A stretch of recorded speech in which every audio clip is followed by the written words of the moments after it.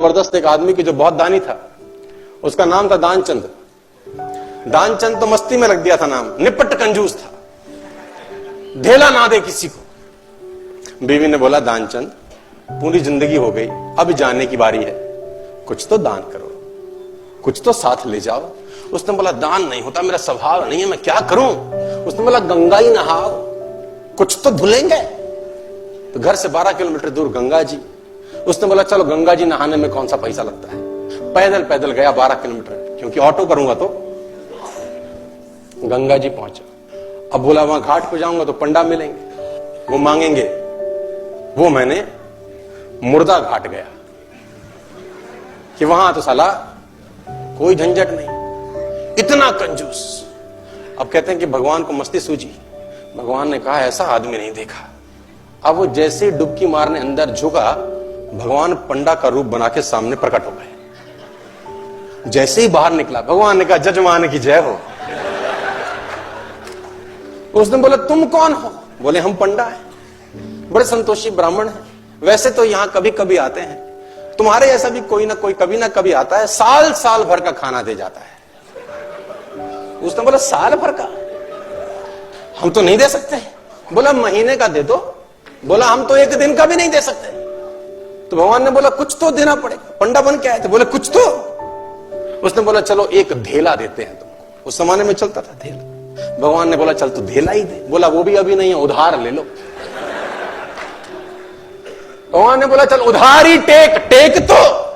उसने बोला उधार है, फिर कभी देंगे। तो बोला ठीक है। गया वापस 12 किलोमीटर, थका हारा, 12 गया था 12 आया, थका आया, घर में आके सो गया। थोड़ी देर बाद घर का दरवाजा खटखटाया, जजमान की जय हो। बीवी ने दरवाजा खोला, देखा तो वही पंडा। बोला हाँ। बोला वो आपके पति देव ने कुछ उधार लिया है, वो लेने आए। पत्नी ने आदमी को जगाया, जागो, किसी पंडा को कुछ कहने को दे आए थे? बोले हाँ। बोला आ गई हैं बाहर। बोले जाके कह दो कि उनका तबीयत खराब है। अब कंजूसी देखो। अब वो जाके बोली उनकी तबीयत बहुत खराब है। अब पंडा ने बोला वो हमारे जजमान है, जब तक तबीयत ठीक नहीं होती हम यहीं रहेंगे, तुम खाने वाने का सामान बना दो हमको, हमें कोई तकलीफ नहीं। वो तो बैठ ही गया चौकड़ी मार के। अब बीवी फिर अंदर गई, बोली वो तो बैठ ही गए हैं। उसने बोला जाके कह दो कि मर गए। अभी आई रोती रोती, तो गुजर गए, अभी मर गए, उनका तो अंतकाल हो गया। इसने बोला जजमान गुजर गए? बोला हाँ। बोला तुम कहां गांव में जाके अकेली औरत खबर करोगी, हम खुद ही खबर कर देते हैं। बाहर गए और जब तक तो वो रोती तब तक तो बताए सबको कि दानचंद गुजर गया। धीरे धीरे धीरे भीड़ इकट्ठी होनी शुरू हो गई। धीरे धीरे धीरे भीड़ इकट्ठी होगी, दानचंद के घर में इकट्ठे हो गए। अब दानचंद को बांध लिया, ले जाने की बारी। अब वो बीवी रोवे, ये मरे नहीं है। लोगों ने बोला ये तुम्हारा मोह है, ऐसा तुम्हारा मोह है, सबको होता है। और वो कम वक्त भी बंध गया, सांस रोके बैठा है। अब उसको ले जाने लगे, राम नाम सत्य है, और वो भी चल पड़ा। इतना निपट कंजूस, चिता पे रख दिया।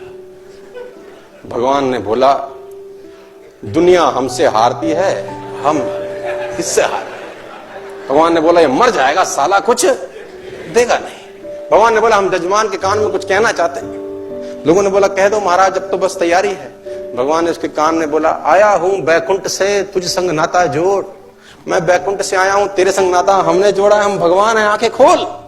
इसको लगा अरे वाह वाह, तो खुद भगवान आ गए हैं। जैसी आंखें खोली, देखा सामने वही पंडा, फिर आंखें बंद कर ली।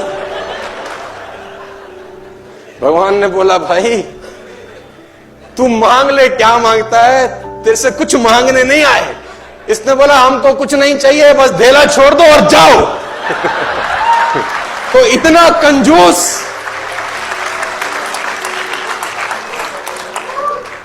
कंजूस बाप को मरती हुई हालत में देखकर बेटे ने बुलवा लिया और 2 गुना बड़ा कफन सिलवा लिया। कंजूस बाप को मरती हुई हालत में देखकर बेटे ने बुलवा लिया और 2 गुना बड़ा कफन सिलवा लिया कि बाप ने जिंदगी बड़ा दर्द सहा, ना ठीक से पहना ना ठीक से खाया, अब कम से कम मन भर के उड़ा तो सकूंगा कफन। कहते हैं कान में पड़ते ही बेटे की बात बापूजी ने खोली धीरे से आंख। बोले बेटे ठीक नहीं है तेरी मर्जी, क्यों करता है फिजूल खर्ची। इस कफन के आधे कपड़े से मेरी लाश ढकना, आधा संभाल के रखना, कपड़ा है रखा रहेगा, खराब नहीं जाएगा, तू जब मरेगा तेरे काम आएगा। इतनी कंजूसी।